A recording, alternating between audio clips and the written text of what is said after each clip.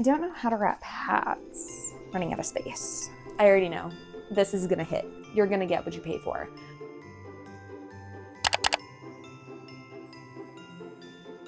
Hello everyone, welcome to my channel, or welcome back if you've been here before. My name is Leslie and I am a mom, a teacher, and a lover of books.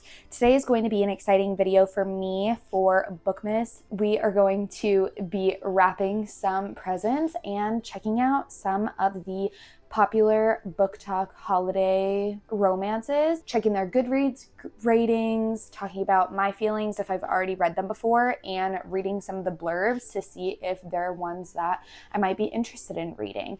If there are any of your favorite holiday romances, let me know in the comments below what your thoughts were. Without further ado, let's get into today's video. The first book, which is the lowest rated out of all of them that we're talking about today, is Wreck the Halls by Tessa Bailey, which is really interesting because Tessa Bailey is usually like a really hit author. It has a 3.38 star on Goodreads. Let's read the back together. It says, Melody Gallard may be the daughter of music royalty, but her world is far from glamorous. She spends her days restoring old books and avoiding the limelight. One awkward tabloid photo was enough, thanks. But when a producer offers her a lot of money to reunite her mother's band on live TV, Mel begins to wonder if it's time to rattle the cage, shake up her quiet life, and see him again. The only other person who could wrangle the rock and roll divas. Beat Dawkins, the lead singer's son, is Melody's opposite. The camera loves him. He could charm the pants off anyone, and his mom is not a potential cult leader. Still, they might have been the best friends, and if not for the legendary feud that broke up the band, when they met as teenagers, Mel felt an instant spark, but it's nothing compared to the wild, intense attraction that builds as they embark on a madcap mission to convince their mothers to perform one last show. While dealing with rock star shenanigans, a 24-hour film crew, brawling Santas, and mobs of adoring fans, Mel starts to step out of her comfort zone. With Beat by her side cheering her on, she's never felt so understood. But Christmas Eve is fast approaching, and a decades-old scandal is poised to wreck everything. The Steelbirds reunion, their relationships with their mothers, and their newfound love. Let me start by saying that was such a long blurb, but to me, it sounds interesting. Rockstar romance meets holiday romance. It seems like it would be good, but it was the lowest rated out of the 15 on Goodreads, which is still over a 3 star, so it's not bad. But I will say that usually if it's not 4 stars or above on Goodreads, I typically don't like it, but still in my physical TBR, I still do plan to read it because I'm curious about the holiday romance meets rockstar romance. Let's pick the first gift to wrap together. I'm gonna wrap my parents' Christmas presents because those seem the least daunting. So I got them each a Hunt a Killer box. They sell these now at Walmart, and I was really excited to get these because they started their own true crime podcast type thing recently this year. And so I thought that would be fun to kind of pay homage. I thought that I could tie that in for Christmas. So I hope that they like these.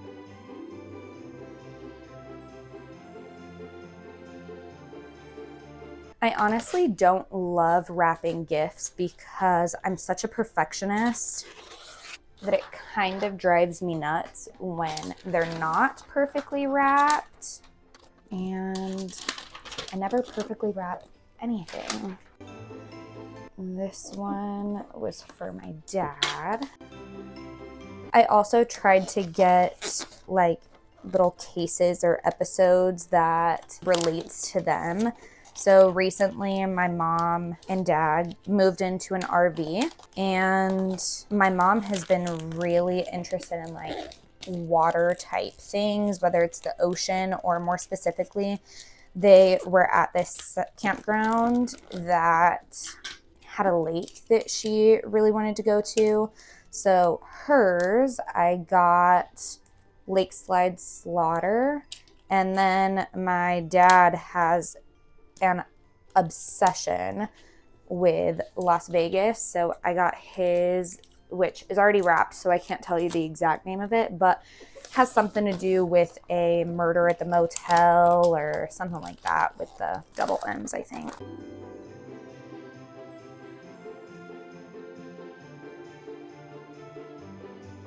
I was really happy because last year I bought a ton of gift wrapping supplies when it went on sale. So I don't have to buy any this year, which is super exciting. I'm gonna wrap my mom's and we'll talk about the next book.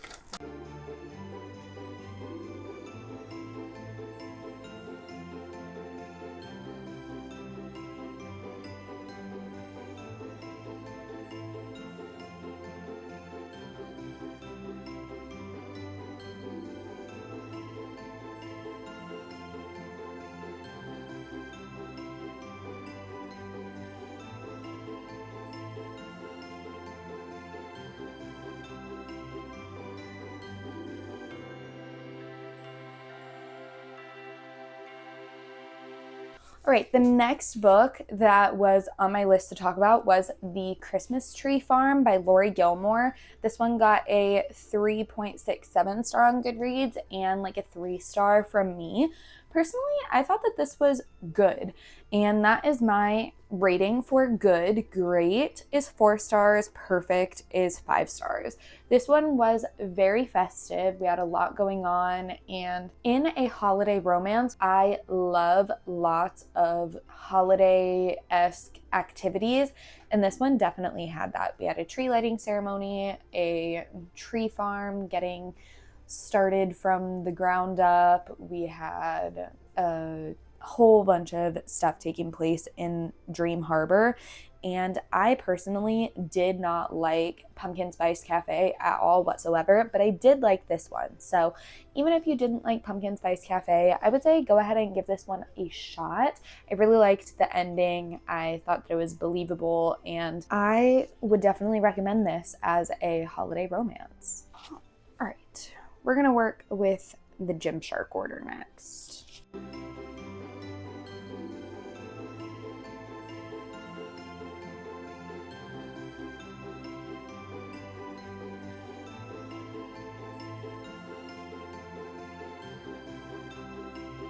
I don't know how to wrap hats.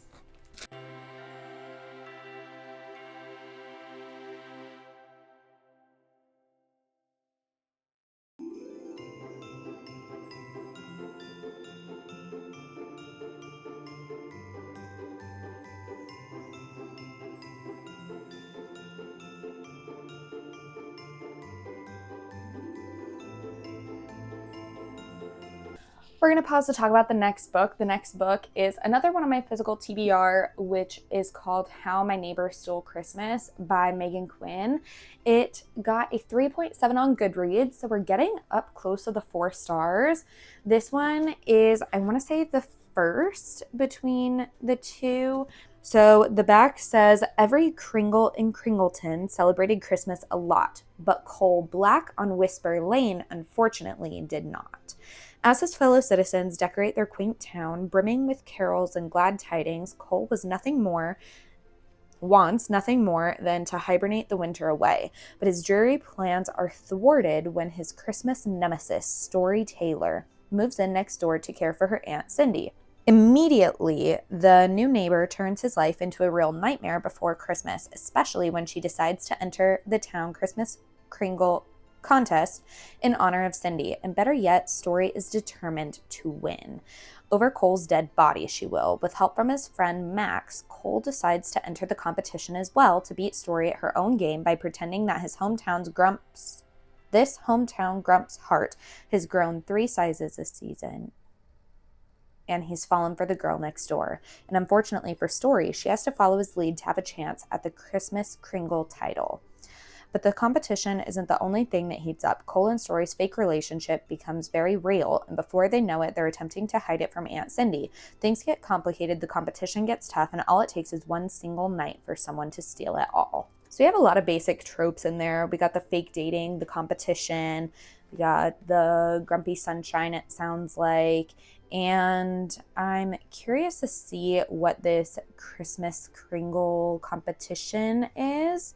So, sounds good. It is quite long. It's over 450 pages. So I'm really curious as to like what this needs to be over 450 pages for a Christmas romance. Kind of curious.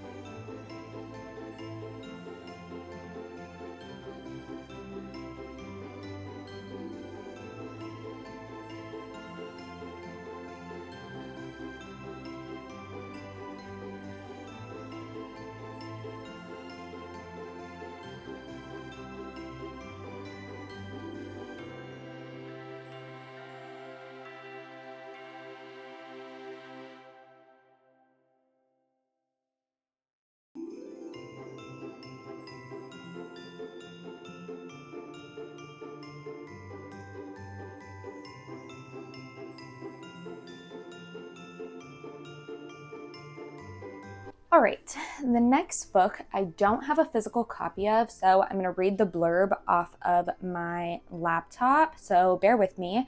The title is called My Christmas Darling by Lauren Asher. I guess it's like a little novella. It rated 3.71 on Goodreads, so for a little novella, it must be pretty good. Let's read the blurb. It says the two main characters are Catalina and Luke. Looks like it's dual POV. Catalina says playing the part of my sister's maid of honor is easy even if she's marrying my ex, but playing nice with the best man, an impossible task given our history. Sure, Luke, darling, may be suspiciously kind, incredibly handsome, and stubborn to a fault, but regardless of how hard he tries to make me see otherwise, I'm not interested. It's on me to remind him that he's my ex-boyfriend's best friend, and I'm the one I'm secretly starting to wish I met first. Oh, okay. So this is her sister is marrying her ex, and she is more interested in her ex's best friend, who is the best man. She's a maid of honor in her sister's wedding. Got it. Luke says his job as the best man is a simple one, except for one minor issue. I've spent so much time avoiding my best friend's ex that I didn't consider what could happen if I started craving Catalina Martinez's company instead. She is only in Lake Wisteria for the winter wedding, but her January departure date won't stop me from pursuing her. Getting her to date me would be nothing short of a Christmas miracle, but I'm determined to make her mine. 'Tis the season to fall in love, even if I'm the only one taking the risk. Ooh, maybe we even have like a reverse Grumpy Sunshine if Catalina is more reserved, don't want to get involved, stay away, you're my ex's best friend, don't want you. But then he's like, that one's gonna be mine. Ooh, that one does sound good. I would be curious to read it, especially if it is only a little novella. I think it's still like 200 pages, but I'm curious to see how she did with that.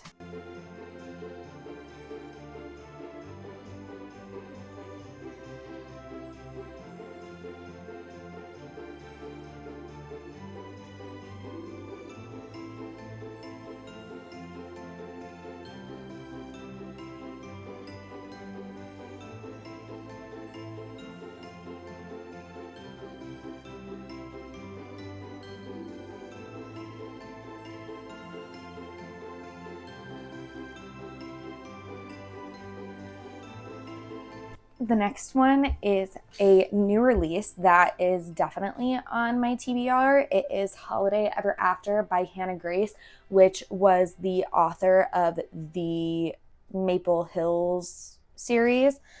This one got 3.8 on Goodreads, and it says for the blurb, Clara Davenport wants to solve Fraser Falls' biggest problem. According to Jack Kelly, Clara is Fraser Falls' biggest problem. All Clara Davenport had ever wanted to do was climb the ladder at Davenport Innovation Creative, her family's toy business. Aww. Everything was going according to plan until the company was accused of stealing a doll design from an independent toy maker, creating a flurry of bad publicity. With the promotion dangled in front of her like a carrot to a reindeer, Clara is tasked with charming the locals of the small town to solve the PR nightmare by any means necessary. Jack Kelly would be happy to never hear the name Davenport ever again. Less than a year after a guy in a fancy suit appeared on his doorstep with a sleigh full of promises, the company that once falsely claimed they wanted to sign him to their small business program has copied his design.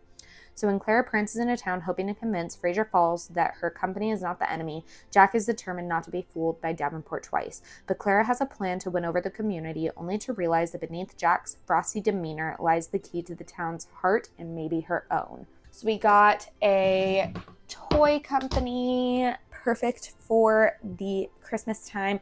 We got Grumpy Sunshine trope. We got small town, it sounds like. And I'm curious to see Clara's perspective because, again, that first line says Clara Davenport wants to solve Fraser Falls' biggest problem.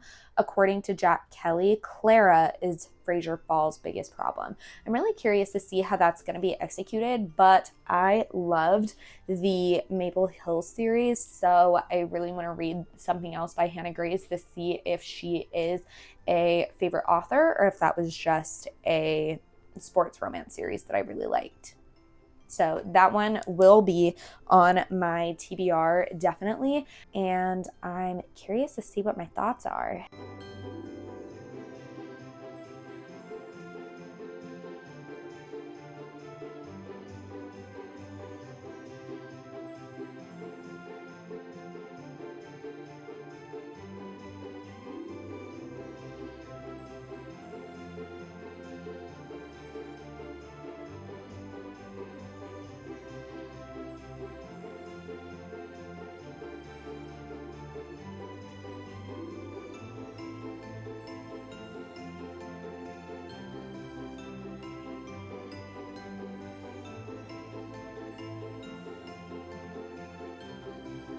That went way better than I thought that it would. To be completely honest, I am not good at wrapping gifts, and anything bigger than like the small t-shirt boxes, I'm usually not good at wrapping, but this one actually was pretty good.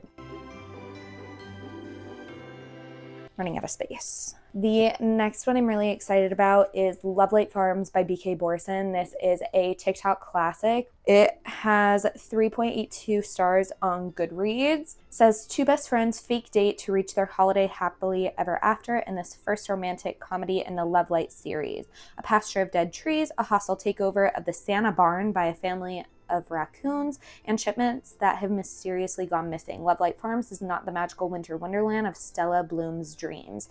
In an effort to save the Christmas tree farm she's loved since she was a kid, Stella enters a contest with Instagram famous influencer Evelyn St. James. With the added publicity and the $100,000 cash prize, Stella might just be able to save the farm from its financial woes. There's just one problem. To make the farm seem like a romantic destination for the holidays, she lied on her application and said she owns Lovelight Farms with her boyfriend, only there is no boyfriend.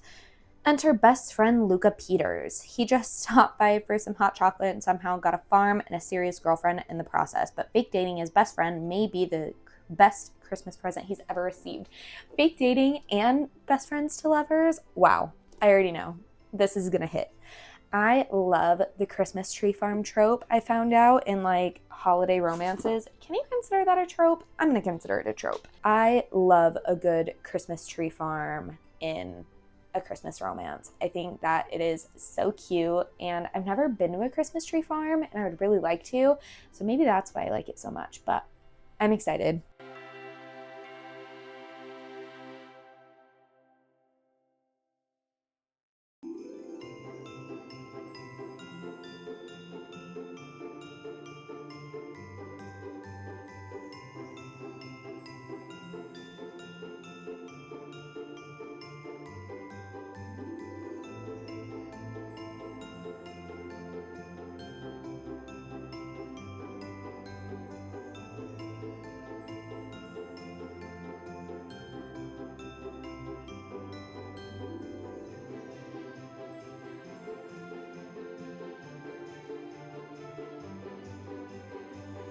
Okay, so these next ones are actually a compilation of 5 novellas by Jana Austen called the Reindeer Falls novellas.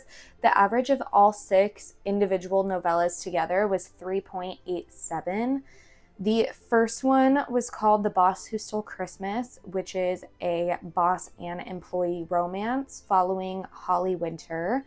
Second one is If You Give a Jerk a Gingerbread, book 2, which is a Grumpy Sunshine, I want to say millionaire, but I could be wrong about that, starring Ginger Winter. The third one is The One Night Stand Before Christmas, which follows a one night stand with a leave behind following Noel Winter. So those are the first 3 following like 3 women, and then the next 3 followed the men. And the fourth one is called Elves with Benefits, which is Dislike to Lovers with Ryan Shepard. Book 5 is called One Night with the Nutcracker, which is a Dislike to Lovers, again, starring Jake Shepard. And book 6 is called The Bachelor on the Shelf, which is a reverse Grumpy Sunshine following Carter Shepard. The little blurb that I was able to get without doing each one individually was that Christmas in Reindeer Falls is more naughty than nice. These stories are over the top festive with merrily ever afters guaranteed. Novella length for quick holiday binge reading. These seemed so fast-paced, so fun, and the fact that they are so fast-paced and they still have 3.87 on Goodreads makes me think that they're going to be super heavy on the tropes. Probably spicy since it's more naughty than nice, and it's going to be a fun, festive time. These seem like that they would be great palate cleansers. I'm not sure if I'm going to get to them this year, but it definitely is one that I want to get to at least by the end of next year.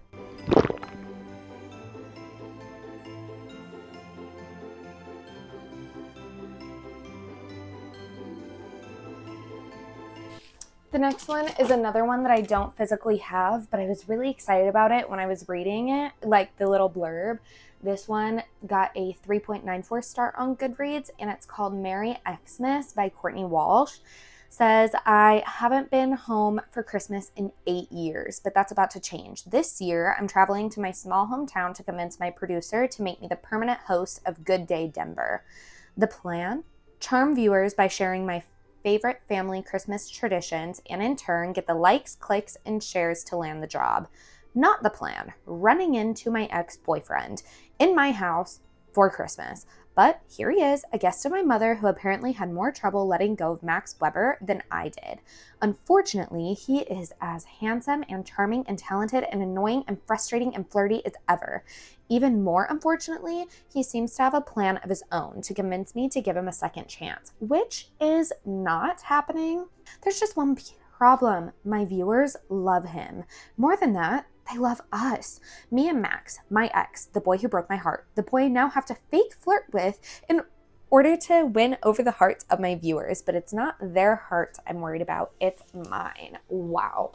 So we have a flirty ex-boyfriend and fake dating. Couldn't imagine what it'd be like to have to fake date your ex. That's rough. I am curious to know why they broke up, because it does say that he broke her heart. And I said, girl, what did he do? Because I'm hoping that it's just like someone moved, they couldn't go together, now things are about to change.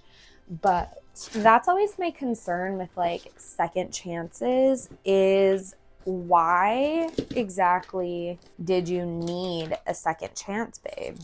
That's the issue that I have with them.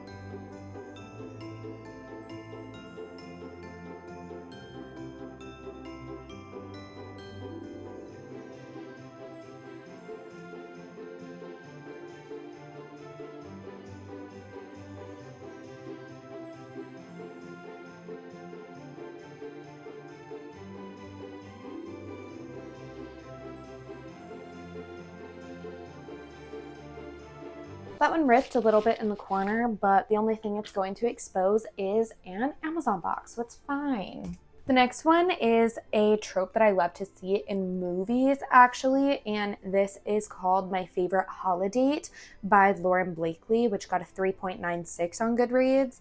Says, wanted, one hot billionaire to pose as my Christmas boyfriend. Same. Must be willing to make my cheating ex jealous when you kiss me under the mistletoe at all the holiday parties. Bonus points if you make him cry. To my surprise, my billionaire boss is more than up for the challenge of coming down the chimney as my holiday boyfriend. The sexy single dad desperately needs a +1 at a Christmas Eve wedding where he's the best man and I'm the maid of honor. And since my ex is in the wedding party too, my boss and I team up as a pair of Insta lovebirds for the holiday season, including during the annual week-long Christmas competition leading up to the snowy destination wedding. But soon, staying up late to string the best popcorn balls ever turns into a scorching night in his arms where the chestnuts aren't the only thing roasting on the open fire. Can all these winter wonderland nights seeking revenge turn into the real thing when we return to the office? Or are we destined to go the way of a Christmas tree on New Year's? That was a sad reference. That one seems so cute. I'm excited. I like that it's still another wedding. We got the Insta having to fake situation. We got a single dad. We got the billionaire romance. Seems tropey, and I'm here for it.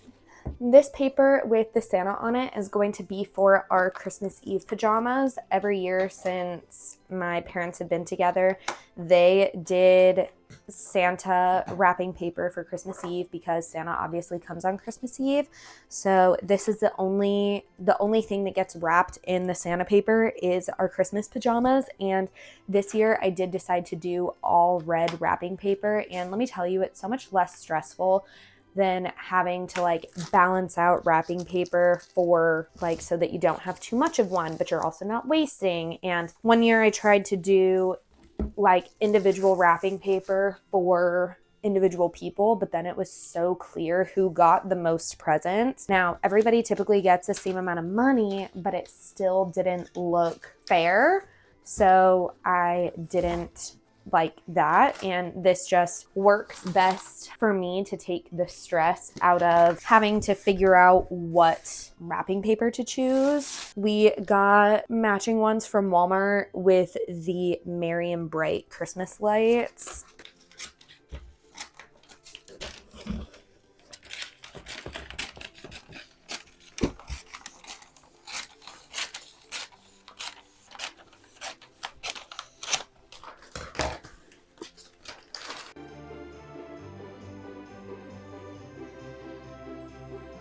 I just saw this video of Miley Cyrus on Jimmy Kimmel where she was talking about her engagement, and he had a cue card on his desk or something, and she started talking about having a phobia of paper, but that wax papers were fine.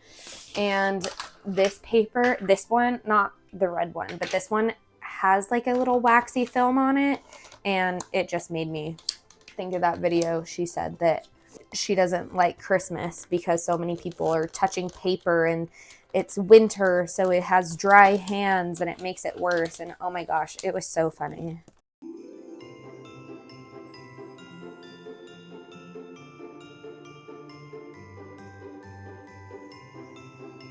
The next one is one that I listened to on audio. This is Christmas with a Crank by Courtney Walsh. Scored a 3.97 on Goodreads, and I gave it a 3-star. I would actually say that Christmas Tree Farm was more like a 3.5 for me, and this one was definitely a 3. This one had potential to be really good. I did feel like that it started dragging a bit at the end, but basically this one was childhood friends to lovers. Liam's family asked Olive to help have the best last Christmas ever. His family owns a Christmas tree farm, and they're going to be selling it and retiring at the end of the season, and they want Olive to help make it basically go out with a bang. And it was really good. The third act conflict I thought was a little bit childish, but I enjoyed everything up until that point, and then I also felt like that it just started dragging by the end, so I wish that it was shorter and that the third act conflict was handled a little bit differently. But overall, I liked this one.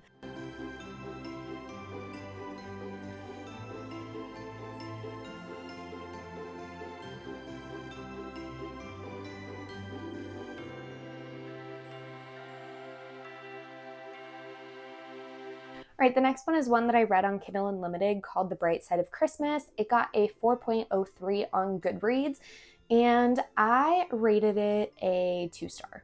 So let me explain. I don't typically read the blurbs of books, and my 2-star is basically this book was not for me, but I can get the vision. Like, I understand why some people would like it, and that's exactly how I felt about this book. So with this book in particular, the FMC is a big people pleaser, and there is a grumpy grump who doesn't like Christmas, who lives across the street, and our people pleaser loves Christmas. And I thought when I heard that description of the book from a different influencer that it was going to be a book about her trying to get him interested in Christmas. She is a second grade teacher. I'm a teacher. I thought that we were going to relate very well. She's a people pleaser. I'm a people pleaser. Yes. The issue that I had with this was that it was not about him being a grump at all. It was all about her being a people pleaser, which literally describes it on the blurb. But I didn't think that it was going to be about that, which is my fault. I guess I could have read the back of the book. But if you read the blurb and you're like, wow, that sounds good, then you're going to get what you pay for. But I personally thought that it got really repetitive. I didn't love the FMC in general. She was kind of annoying. These two are breaking into each other's houses, and they were just like, okay. And it was a bit much for me. But that being said, I can see the vision of why some people would like this one. I personally wasn't a fan. The cover, however, is so stinking cute. The cover deserves a 5-star, but the content inside was not my favorite.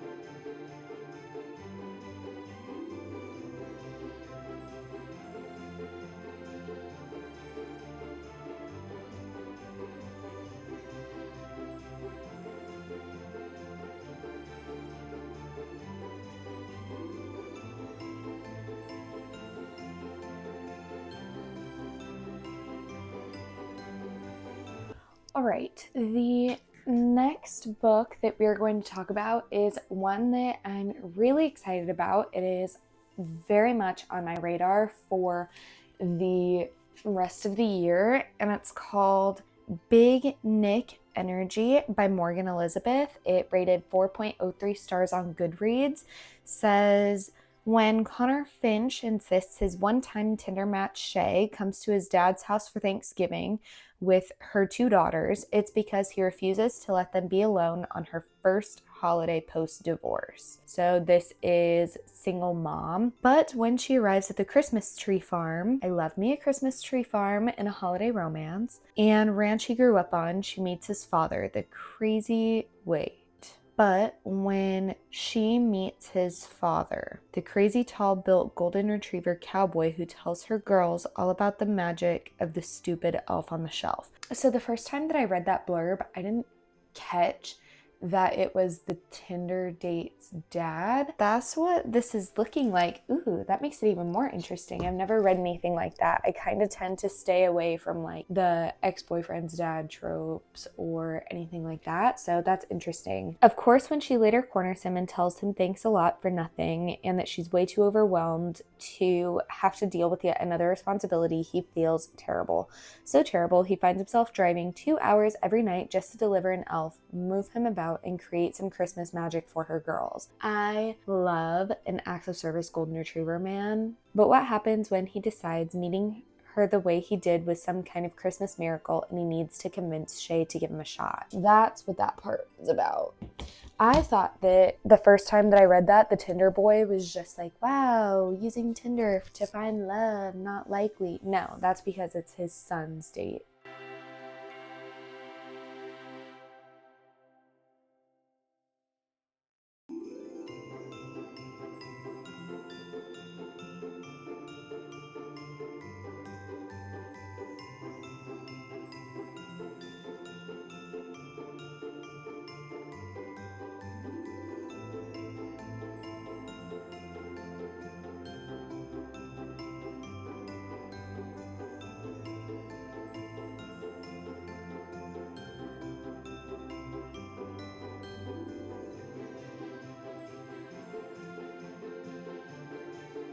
This is Merry Christmas, You Filthy Animal by Megan Quinn. And the back says, nothing says I love you like trespassing, public humiliation, and a town-wide Christmas spectacle to win your crush back. Again, with the breaking and entering during Christmas holiday romances. I don't get it. Atlas Maxheimer did not sign up for this.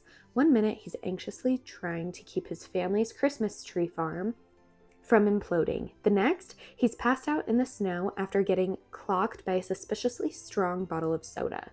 Enter Betty, new in town, full of holiday cheer and helping her uncle open a rival tree farm next door. Max is convinced she's out to destroy everything Evergreen Farm stands for. Betty thinks Max might be one sleigh short of a winter parade.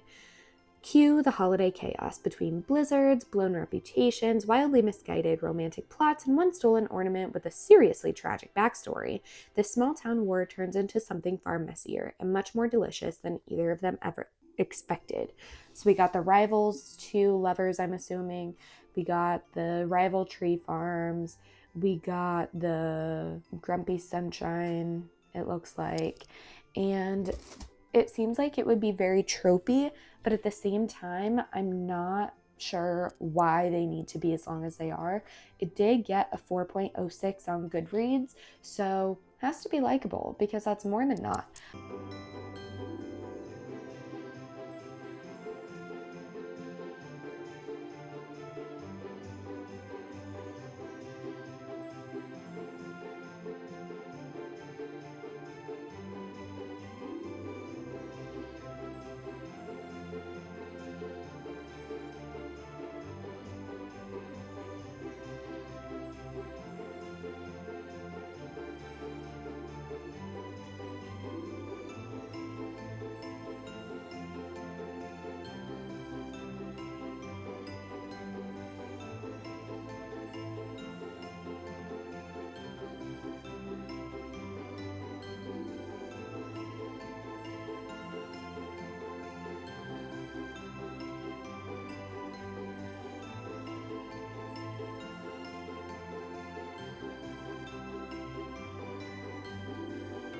This next one I'm super excited about too, is definitely going on my TBR for the end of the year.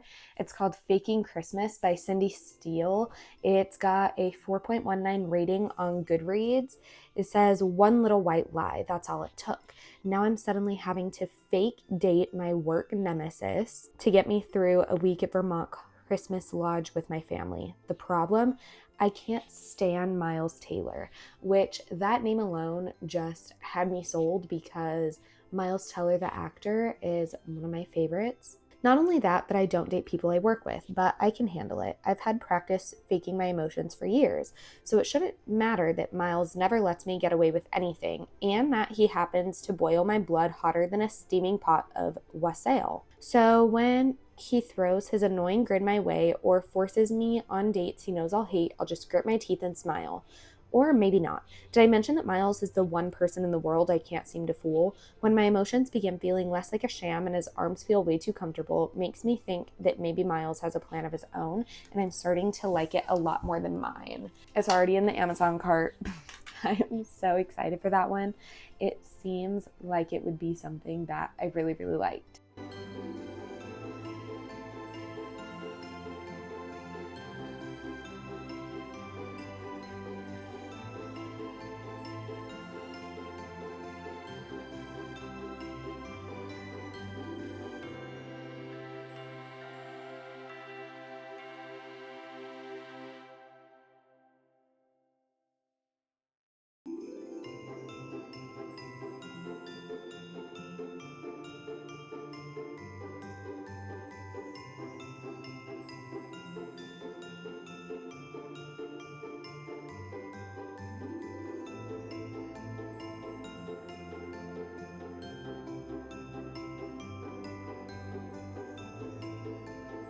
The highest rated book that we're going to be talking about today is actually my book club pick for December. I am a member of Emmy Rosam's book club over on Fable, and this one is called Good Spirits by B.K. Borison. It got a 4.19 rating on Goodreads so far. It says, he's the ghost of Christmas past, she's not exactly Scrooge. This is giving magical realism and a different version of A Christmas Carol, although I haven't seen A Christmas Carol in a really long time, and the blurb doesn't really give me much, so I still feel like I'm kind of going in blind. It says, Ghost of Christmas Past, Nolan Callahan intends to spend this holiday haunting like every other. Get in, get out, return to his otherwise aimless existence as a ghost awaiting the afterlife. But when he's faced with Harriet York, the sweetest assignment he's ever had, he suddenly finds himself wishing for a future. Harriet York has no idea why she's being haunted. She's a good person, or at least she tries to be. A people pleaser to her core, she always does what's expected of her. But she and Nolan begin to examine her past, and they discover there are threads that bind them together. Anne realized there might be more to moving on than expected. With the deadline of Christmas Eve fast approaching, will they find their key to their futures in each other's past? Or will they stay firmly in the present, indulging in their unexpected spirited connection? The very last one that we're going to talk about, again, I feel like I'm going to that one blind. I have to read it, but I don't really know what to expect. And I feel like if I just read the blurb and I didn't read anything by B.K. Borison, I wouldn't pick that one up. But because it's B.K. Borison and it's book club, it has to be read. The last thing that we're going to talk about today is kind of like a bonus content. It's a little novella that consists of only 5 chapters, and each chapter comes from a different character's point of view. And this novella that I'm talking about is by Miss Elsie Silver herself. If you have read Chestnut Springs and you're looking to get back into the world, there is a free novella that you can download from Elsie Silver's website. It's called Christmas in Chestnut Springs. Basically, what you have to do is go to Elsie Silver's website. You can access this. I got mine from her Instagram. She made a post about it and had a link. And when you go to the link, you click the download.